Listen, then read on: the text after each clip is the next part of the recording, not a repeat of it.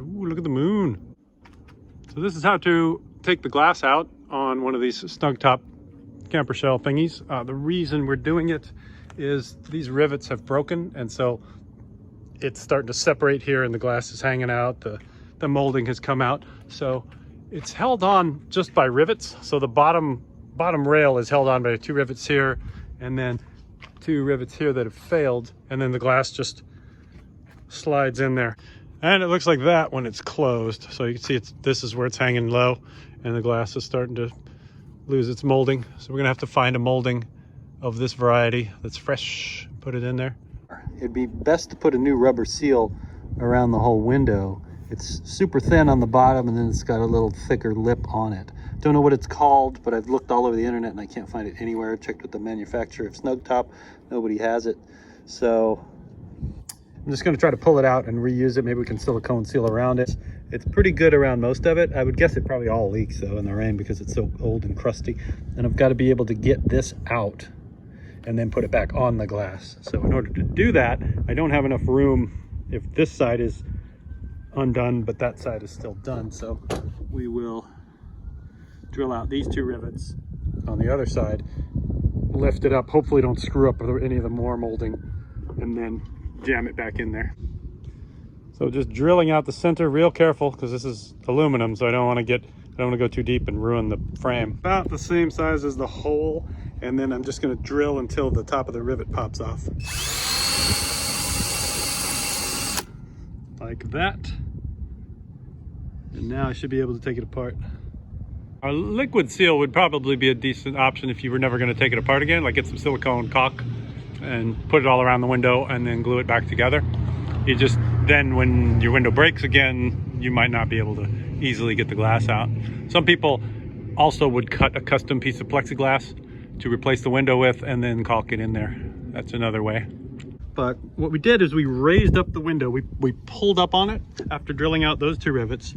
We pull up on the window and we just make sure that we can see this edge on the inside of the truck going all the way through. And then even though it's broken on this corner, we still make sure that I see the edge going all the way up here. Probably just use this original stuff, jam it in the best we can, and then silicone around it if it leaks.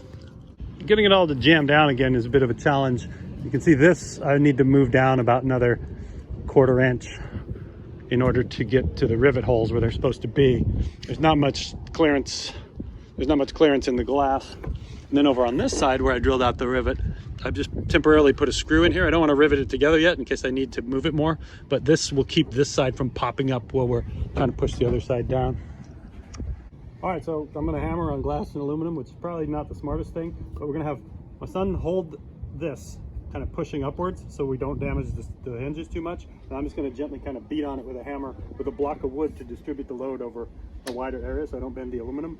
We just need this thing to go down like 1/8 of an inch, and then I'll be able to rivet it. So what I'm gonna be doing is just tap, tap, tap, tap, and he's gonna be holding this to kind of protect the springs. And we just need the glass to go down in its channel a teeny bit more. So that worked. The holes are lined up over here. We were hitting it with a hammer from the top, and then I had him with a block of wood underneath it with a hammer, kind of absorbing the impact on the bottom, just because this thing is so weak and it's made out of glass and aluminum. And over here, my screw has tilted up a little bit that I was using to hold it in place. So this one's gonna need to come down a little bit. If you need a rivet gun, there is a link in the description to where you can get one. All right, so this is an 1/8 inch by 1/8 inch rivet. All right, let's make it pop. Yeah. So those 2 are in, looking good.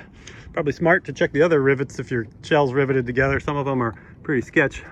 Then you put the other side together, pop. Get rid of that ridiculous screw and we're done. So it's back together. I'm not sure who this video is going to be good for, but I hope it helps. So there's your new rivets on both ends, that side. And on that side, we've learned that if you take the rivets out, then the top side of it comes off. You can slide the glass out, you can slide it back in, but it's a super tight fit. And I don't know where you get the molding. If any of you know how to get the molding or where to get it or what it's called, let me know.